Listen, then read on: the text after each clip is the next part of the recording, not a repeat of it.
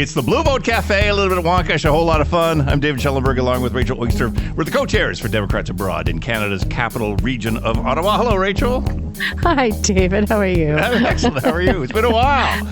It has. The pod has been on hiatus. You were on holidays, and then I was on holidays, and now we're back, ready to go. Certainly the magic of Canadian summers is you get out and you enjoy those couple of months while you can. And I've been at the family cottage. Well, last time we talked, I was at the family cottage. Yeah, you were at the cottage. Winnipeg. Yeah. Now back in at downtown Ottawa. Where have you been? I've been at the family cottage in Massachusetts. Back in the homeland, I guess we call it now. You crossed the border. I hate you that went term. to the United States. And I have to tell you, and this may be relevant and as we continue our conversation, but getting into the U.S. on my U.S. passport was no issue whatsoever. Coming out again, it's not that there was an issue, but we were halted at a checkpoint where they were checking the ID of every single person in every single car before they allowed us to proceed to the Canadian border to leave the U.S. Leaving the U.S. To leave. So there were maybe a dozen Border Patrol agents in uniforms, no masks, but there they were, and one of them pointing a semi-automatic rifle toward the line of cars we were sitting in. It was quite intimidating. Enough said. Yeah, never heard of anywhere, and you and I have been traveling back and forth across the border to the United States our entire lives. I've never been checked leaving the United States. Yeah, no, I'm sure they're checking for people's credentials to see if they were in the U.S. illegally, and if they are, it's not a good thing. Well, it's almost like I planned to ask you that question, but I didn't. Is. No, you didn't. Well, that's really weird. Who's with us today, Rachel? Yes, and the reason that you just made that comment will slowly become clear. Today, our guest of the cafe is Bob Friedman. Bob's a lawyer who founded Prosperity Now, a national international development nonprofit, and he had a recent, very unusual experience, which is why we invited him to come talk to us on the podcast. Bob, welcome. It's a pleasure to be here. Thank you. Before we get into the reason we wanted to talk, why don't you tell us where you are? And I think you're in the U.S., but maybe let us know if you've lived elsewhere in the world or at any point in time. I've lived all my life in the U.S. I'm presently in Hawaii with my granddaughter, being my preferred role of a grandpa. People who attain that role do really seem to relish it. And grandma, the corresponding. I find myself more and more invested in this next generation. Oh, that's wonderful. And have you traveled the world at all? Have you been to Canada? I have traveled. My work life was in economic development, and I got in that role to look at many European countries. One of my closest associates was Peter Naris, who started self-employment development initiatives in Canada.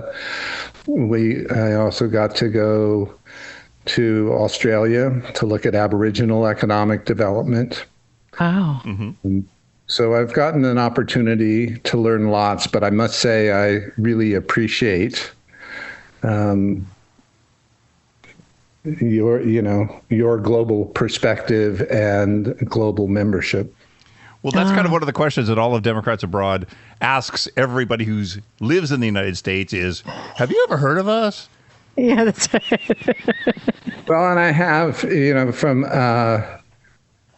my best friend, who was an environmental activist, founder of the Surfrider Foundation, a surfer, oh, wow. Also a political organizer, and his daughter was one of the organizers of Good Trouble Firenze. Right. And she and I have connected through Indivisible Abroad, which is how I learned about you and your recent experience. So maybe we should go ahead and talk about that. Do you want to tell us what happened and how it came about? I've been a card-carrying member of the American Civil Liberties Union all my life. My father was an architect, but he loved the Bill of Rights and the ACLU, and rose to chair the ACLU of Northern California, which you may or may not know was the only chapter of the ACLU to secede when the ACLU supported the internment of the Japanese. I did not know that. The case, Korematsu, the U.S. Huh. Anyway, so I was I met the executive director, Alana Odoms, of the ACLU of Louisiana, a dynamic woman, fighting, for civil rights, civil liberties, and economic justice as well, for the people of Louisiana. And particularly black folks there. Yeah. And they've been doing representation of detainees in ICE detention centers. And I was invited to travel with them on a Stakeholders tour to 3 ICE detention centers. Oh. Yeah. And I couldn't say no. No.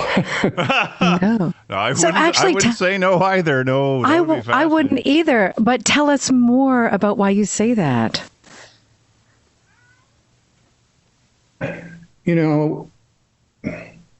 I do read history, and and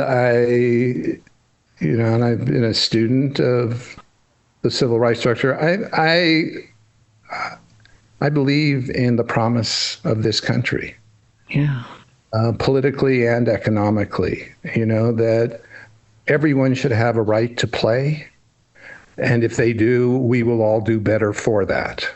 And everything I've studied in economic development points to that.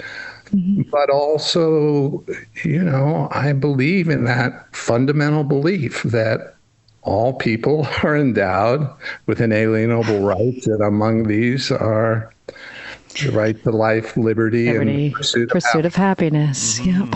which was also property in the original version. And I'm sorry. Well, I'm just curious. How did you get the invitation? Like, I didn't think there was such a thing as dinner parties at ICE detention centers. Like, how does that work?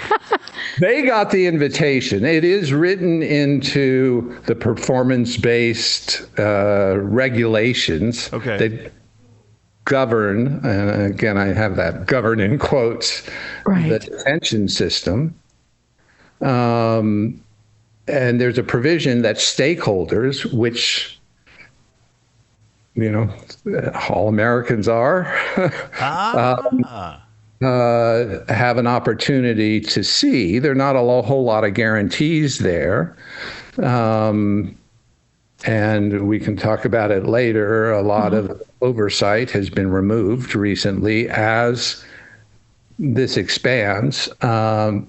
But they knew that my friends at the ACLU, including this very amazing Alana Odoms, who runs the ACLU there, has been running legal services taking impact cases of people who have been really illegally, unconstitutionally, and inhumanely detained and imprisoned. And I wanted to see it. And, you hear about it, and you increasingly see, footage of the arrests. Yes. by masked, non-credentialed ICE agents, but you don't see then what happens to the folks who are detained. Only when somebody comes out, like the Canadian actor who had a piece in The Guardian about her experience. And then you hear what happened. But you're right, you don't see anything between the arrest and if somebody, yeah. Yeah, so what you have is this huge system that's expanding, which I just want to call it what I think it is. It's a system of concentration camps in America, projected to be 201 by the end of the year, with a capacity a few months ago of 30,000. They're aiming at 100,000. Wow. It's in every state. And this doesn't count the jails that have been converted to house detainees. And we're not supposed to see it. Detention centers are deliberately far away from urban centers. So, I traveled, they are all over in every state. Are they really? But Louisiana prides itself, maybe it's only second only to Texas, or maybe the leading, most incarcerated state in the country. Again,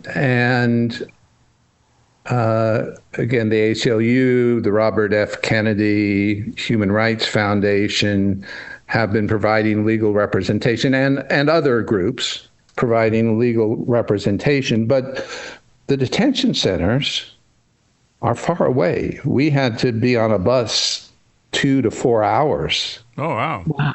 To get to the 3 detention centers that I visited.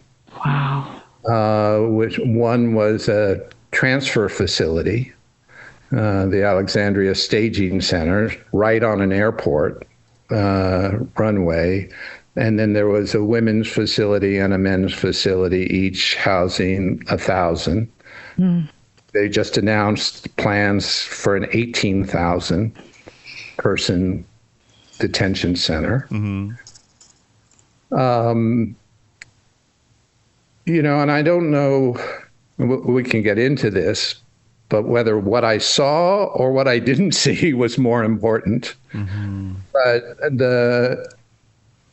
this is a cancer. And I use that word advisedly because my eldest daughter is suffering from cancer. It's metastasizing in the country. Yeah. And yeah, we didn't see any gas chambers. Right. And people weren't tattooed, but they were all known by their number. They have an A number. And people are definitely getting killed. They are definitely, and these are folks that haven't been adjudicated as guilty of any crime other than some question about their legality as citizens or as residents in the U.S. But we met people at all different stages. So you actually got to meet the detainees. You got to speak to them. Yes, we did. And, oh my goodness. And that was eye-opening. We followed a congressional delegation that had gone the first month, and now they're thinking twice about admitting members of Congress to see this. Again, a stakeholder tour. This is being done in our name.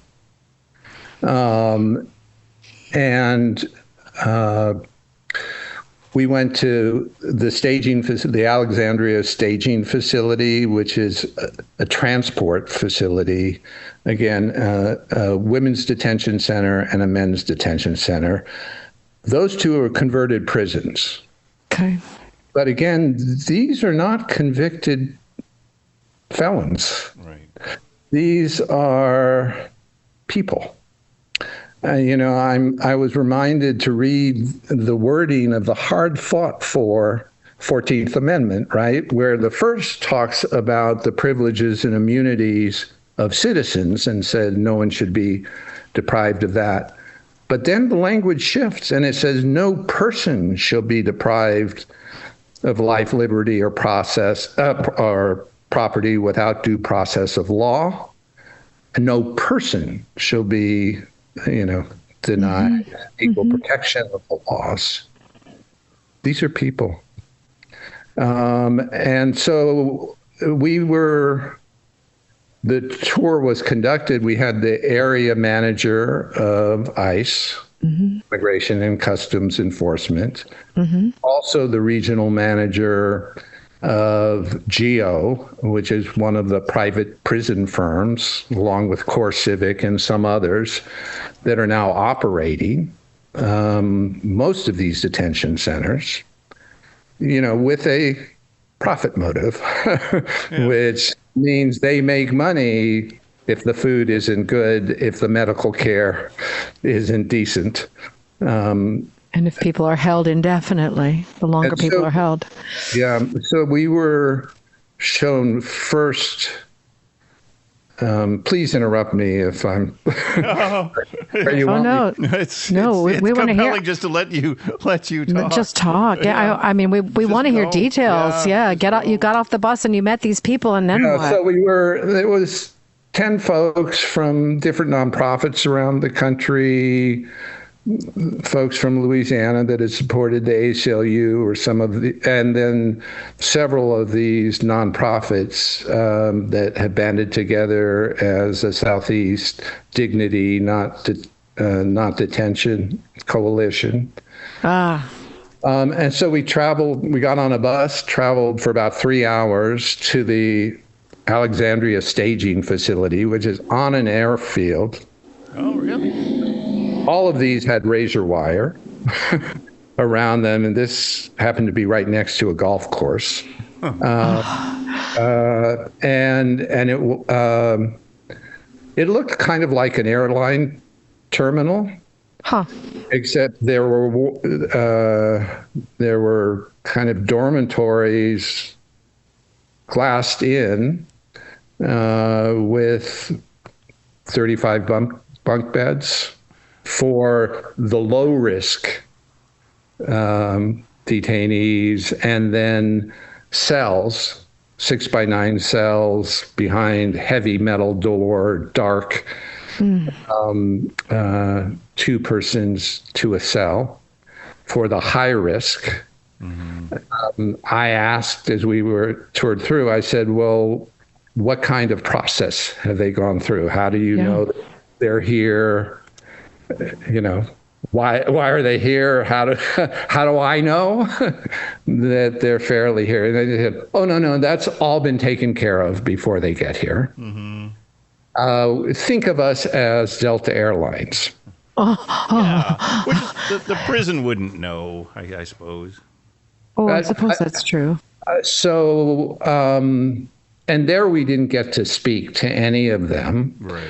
But as we were there, we could look in, and a common complaint, and let me say this, my experience is admittedly anecdotal. Sure.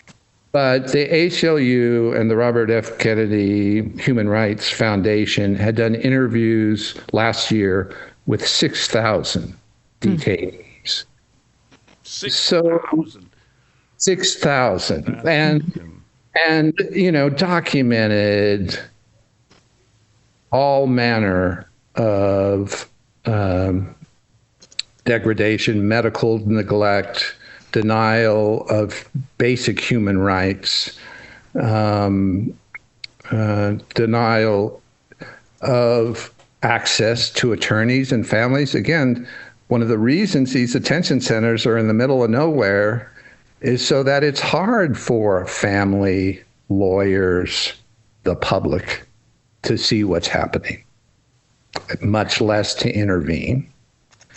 In the detention facility, and actually in all the facilities, they over air condition. Oh. So the folks are freezing. They get one thin set of prison pajamas. Again, these are not criminals. Yeah. They've not been adjudicated as having, posing a threat to anyone. And even if they were criminals, that's still not okay. Yeah. Yeah. Agreed. I will just point out, I've been to San Quentin, which has a reputation of being a better prison. They're not being treated even as fraction as well as adjudicated inmates. And of course, there are problems with our criminal justice mass incarceration system. Mm-hmm.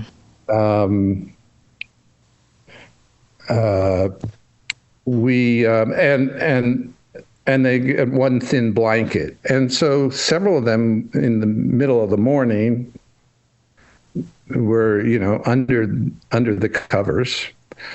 There are complaints that they're not even necessarily get clean uniforms. They're 72 room. It's open toilet, showers, sinks, no privacy. And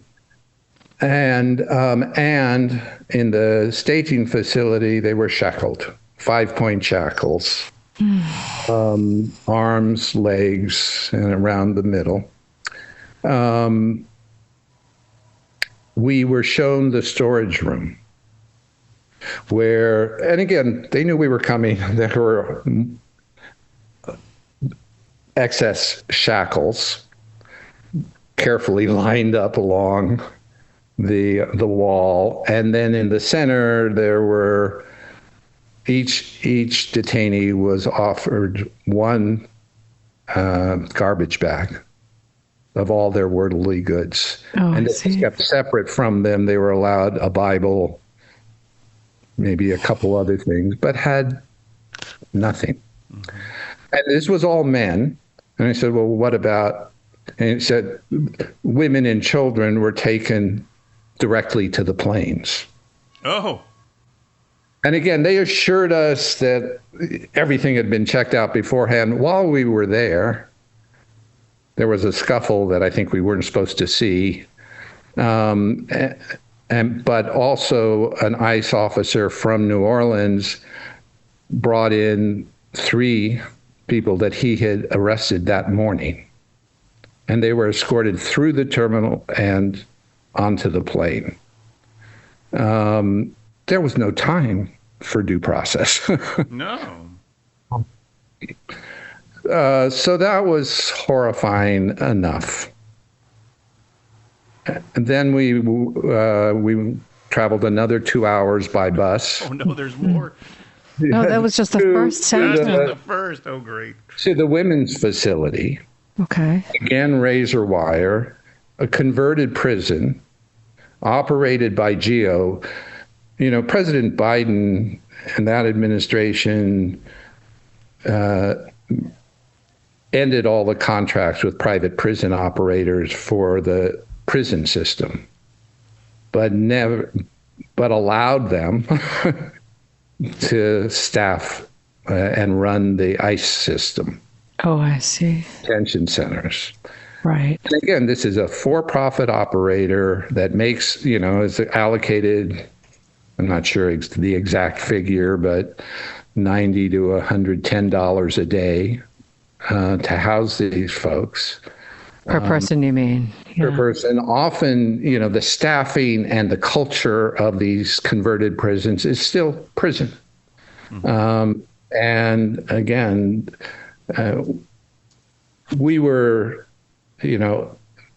both at the women's facility and the men's facility, we were shown the cafeteria without people. We were shown and the library, which was small. We didn't know if the monitors worked. And we were showed the medical facilities. The area director of medical facilities was with us. All of our guides were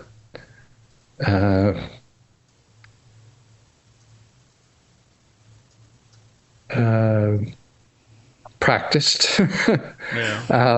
assured us that all of the regulations were followed and that everybody was provided whatever medical assistance they needed.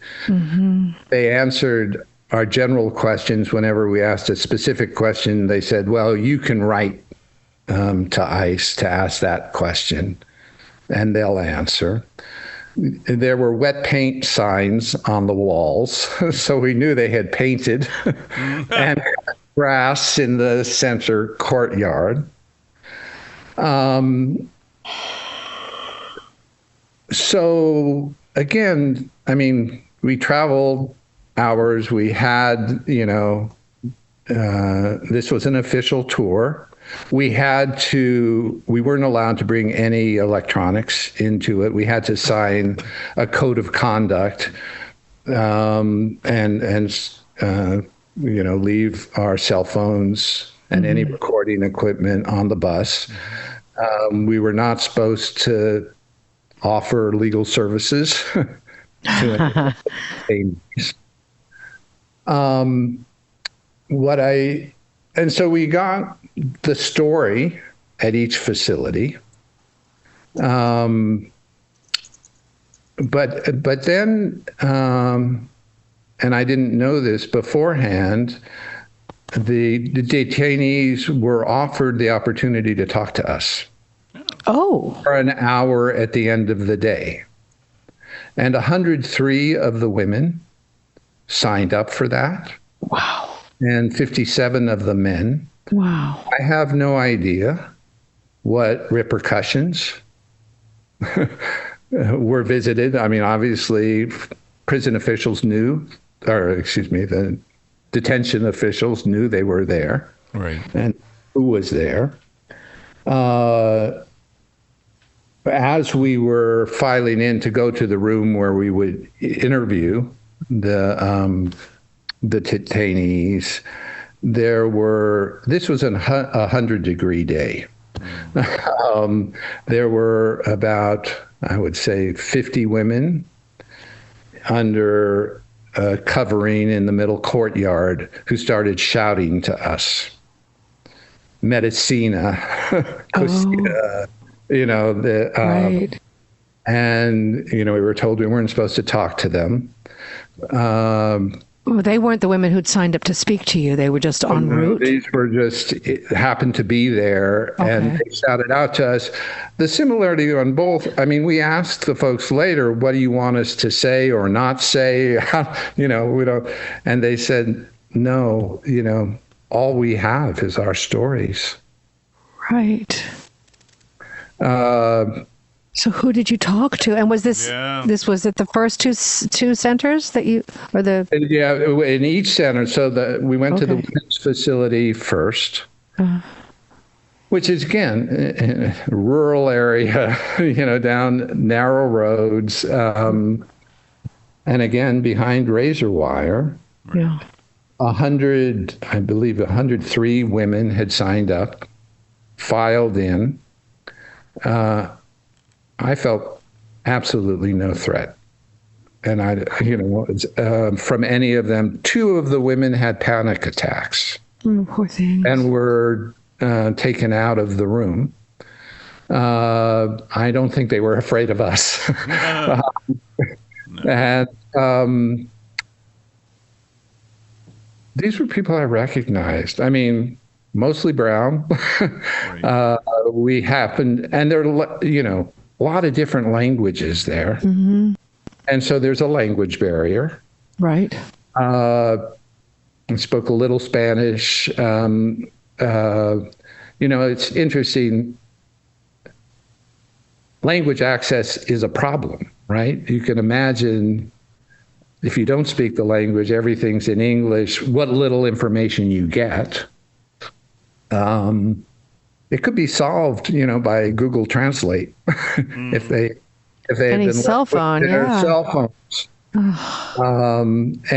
But we talked to a group actually of Russian and Uzbeki women, one a physician, one who had been imprisoned for activism, another for giving money, $50 to Ukraine, and then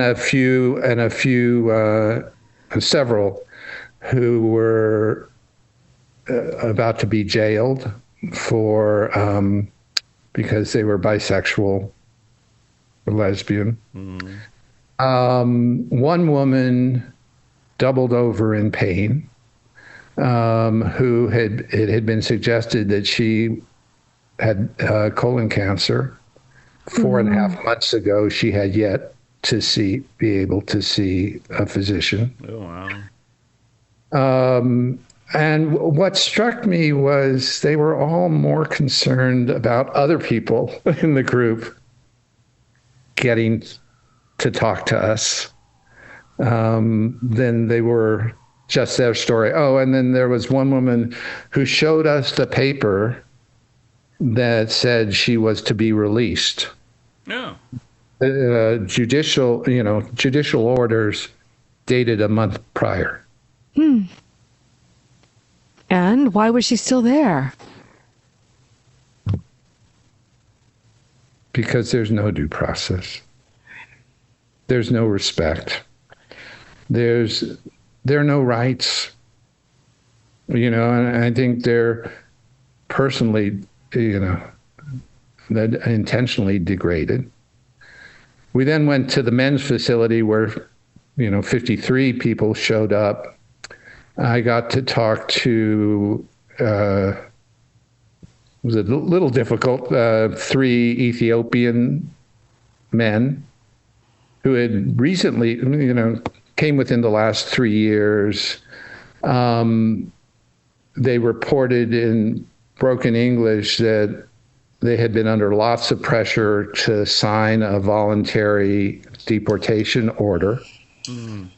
One of them said when he refused to, his hands were handcuffed behind his back, and they physically took his finger and fingerprinted onto the voluntary deportation notice. Oh my God.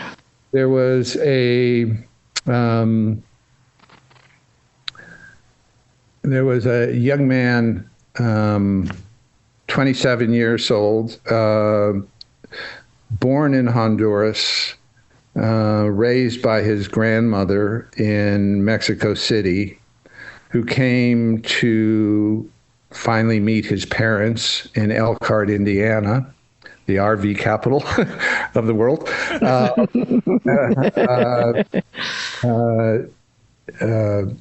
At 8 years old, had been in this country 19 years. Oh my.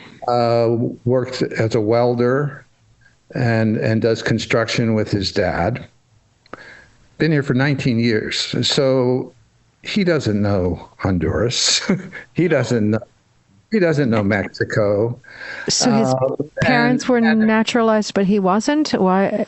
Yeah, I'm not quite sure. clear. I think his dad was U.S. citizen. Wasn't. Right. But he was basically DACA, right? It was right. Yeah. Again, he had no choice. Well, he did. He tried to get in 4 times to the United States. 3 times failed and was taken back. Oh. I'll finish the story on him, and then I want to do kind of a backstory. I mean, sure. Lots of different stories, and I wouldn't do justice to any of them. But Edwin was driving his fiancée, was a U.S. citizen. He doesn't have a license because Indiana won't grant driver's licenses to non-citizens. Oh. Was picked up and was deported immediately, was sent, detained. His fiancée was let go, and he had been in the detention center for a month. No one's given a date. No. of when they're going to leave. There were people who had been there 19 months, 14 months. But again, they're not told when they're going to leave, where they're going to be taken to. I mean, most don't have access to lawyers. But again, we're just there. We don't have, we had 15 minutes with different groups with a language barrier. I didn't feel the slightest threat. No. No. And again, you think about these stories. I mean, again, some of the people may have been here only weeks. Many of them, most of them, I would say, years. Several of them, like Edward, whole life, basically. Mm-hmm. And then there's the pre-story, that entry into this country isn't easy. No. And so, they're fleeing oppression. They're fleeing, threats on their lives.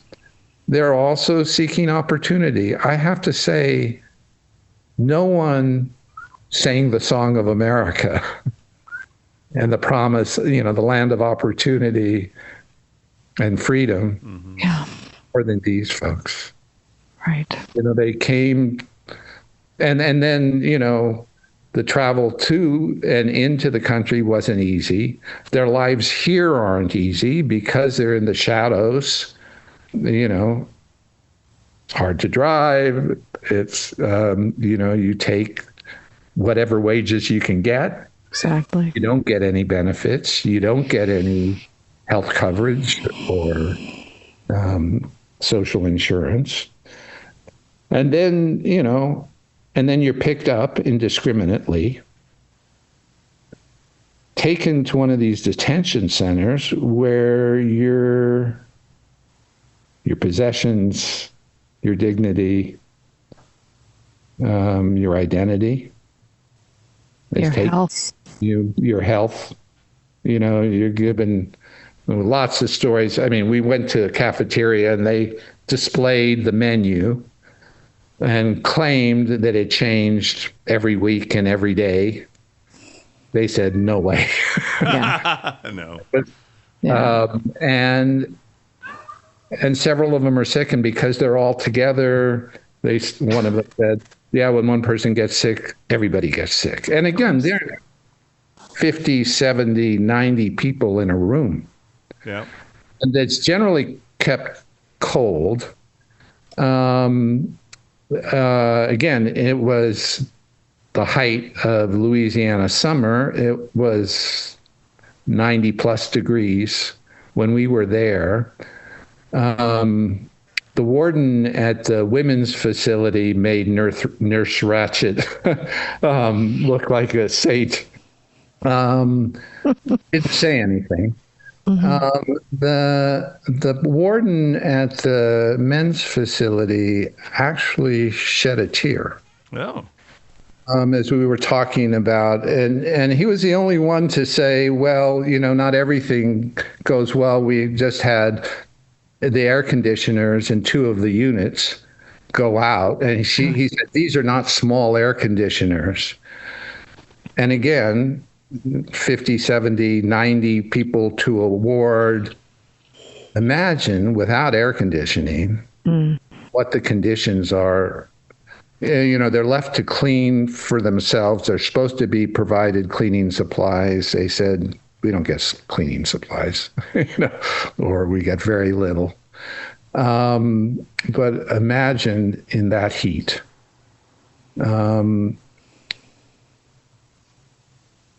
I'm sorry to go on so long. No, you're painting a vivid picture, and it's important.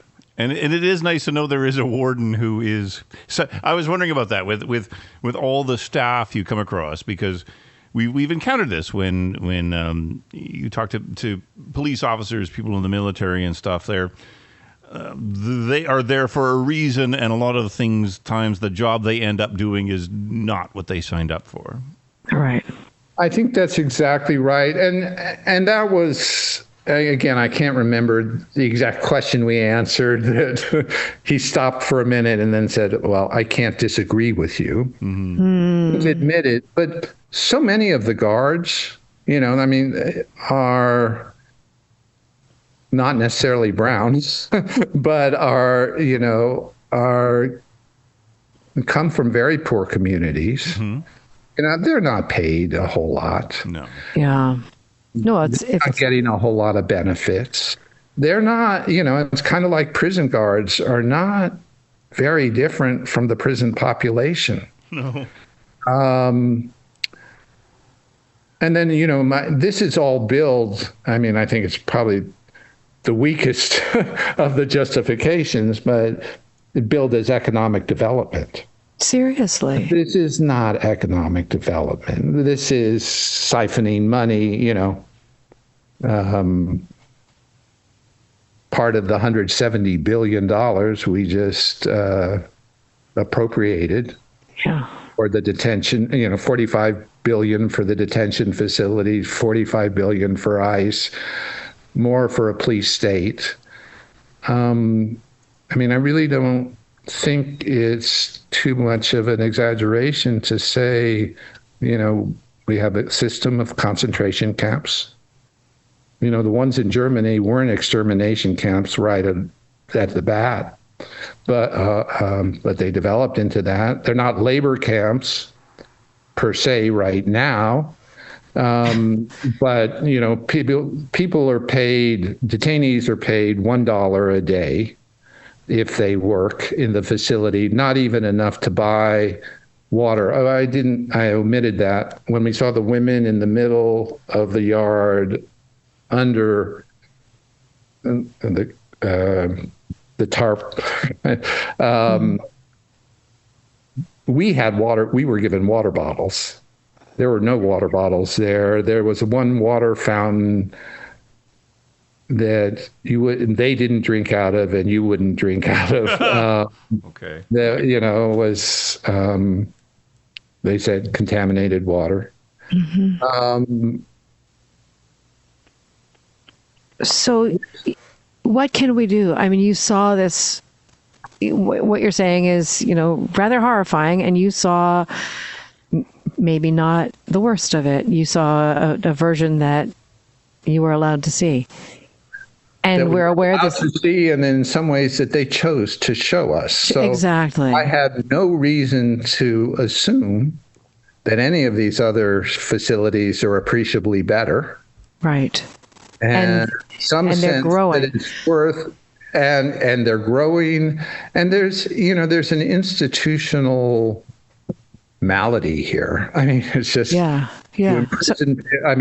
Gordon Allport in his The Nature of Prejudice, says all that's necessary for prejudice to flourish is to have four conditions: two groups cooperatively dependent, of unequal status under imprimatur of authority.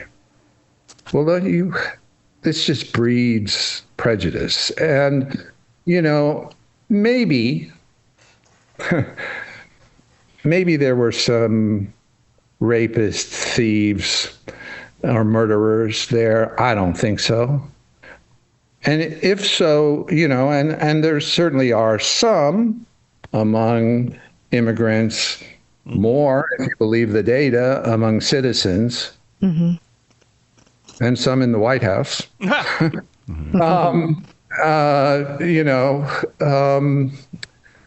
But by and large, that's not who these folks are. These are neighbors. These are our friends. These are people who just want opportunity for a better life, which is what I thought this country was about. Mm-hmm. So how do we turn this around and secure that for them? What can we do? Well, first of all, thank you for having me on. I think we have to see. we have to say, and I certainly feel the responsibility to share what I saw. And then I actually think, there are a lot of procedural reforms. Certainly these deportees deserve representation. They deserve basic due process. The Fourth Amendment is no person, you're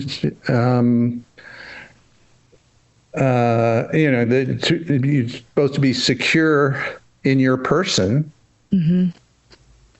Except, and you can't be seized, property or person seized without due process of law. Unreasonable searches and seizures. Unreasonable searches and seizure. You're not supposed to be deprived of life, liberty, or property if you're a person. These are all people. I hope we can specify that or agree to that. I think we have to rise up. I think we have to fight for freedom. Again, we the people, when the United States was established, was white male adult landowners. Yeah. And the story of our history has been the expansion of that to Black people, to women, to, those of us that rent. And I'm a white guy who rents. And it's all of us, and none of us chooses how we're born. No. Right? And so it's this process.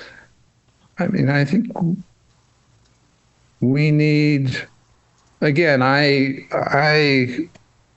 got into economic development and economic justice because I thought we had come a far way on civil rights and civil liberties. I overestimated our progress. A lot of us did. And yet I do think economic justice is an issue. And what I've learned, about economic development is it's not a zero-sum game. It's a positive-sum game. That, in those detention centers, in our economy, we're consigning, in the U.S., half the population to debt, to the margins of the economy. And yet most of my work has proved that given a reasonable chance, as little as a few $1,000s, low income, even very poor people will start businesses, buy and keep homes. They can rent too, but buy and keep homes, go to college, become skilled workers. That's the way an economy grows, is with the brilliance of different people. So if you're just looking at the economic argument, what we could do with those dollars instead of sticking people. Think what we could do with $170 billion. Wow. Born lucky.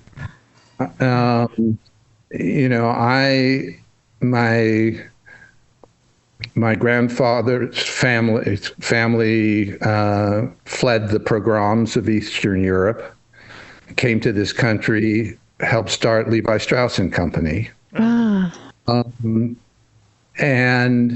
was always very aware that he was able to get ahead because of what this country gave him.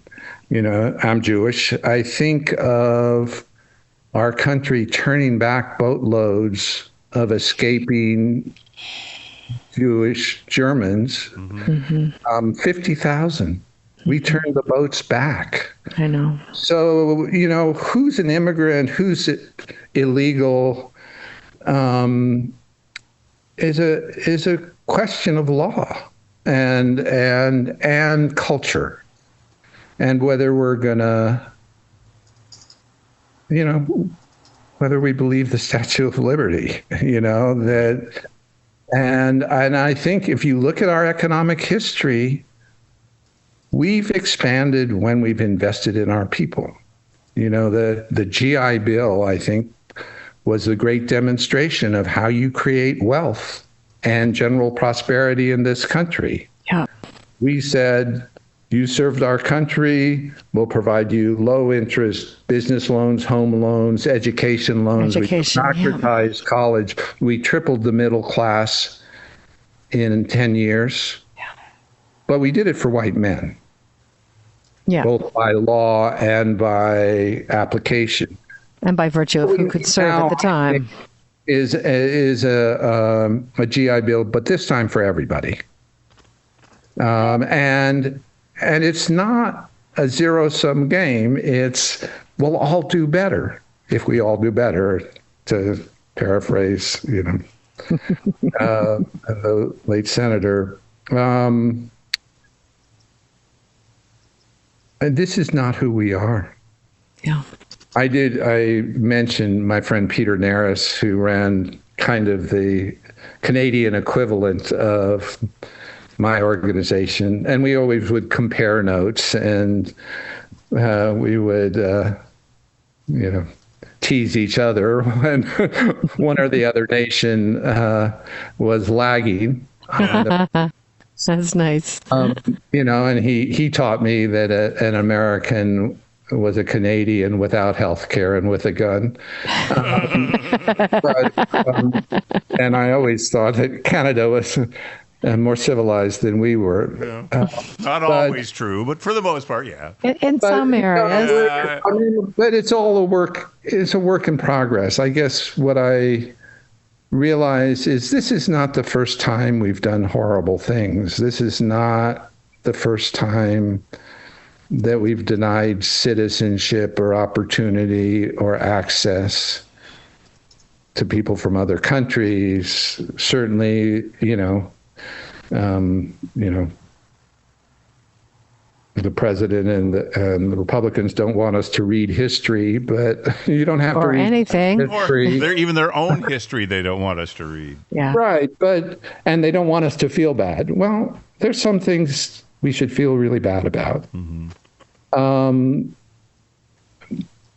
But I guess my hope is America is still a work in progress.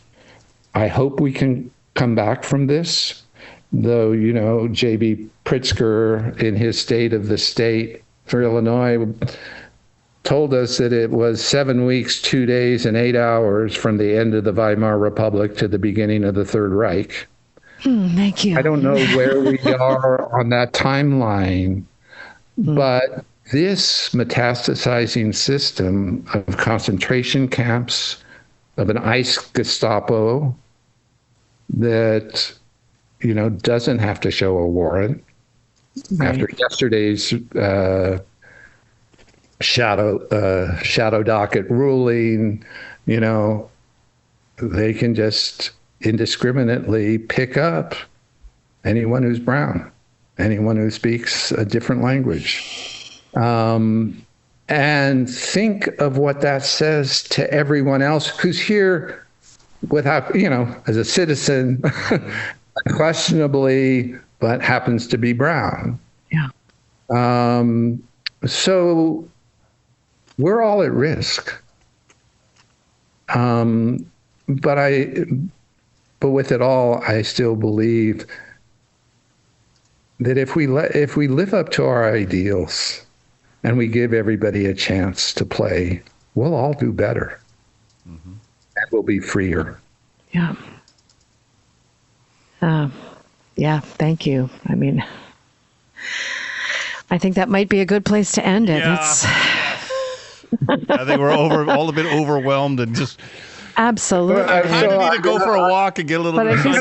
Sorry about that. I don't mean to be down. I did have this crazy idea, which is not, at the very least, little thing. Give back all these detainees their cell phones. They were seized illegally, and make sure that they can charge them. Yeah. And so that they don't disappear. So they can talk to their families and their friends, so they can tell their own story, so we can see. Yeah. And take responsibility.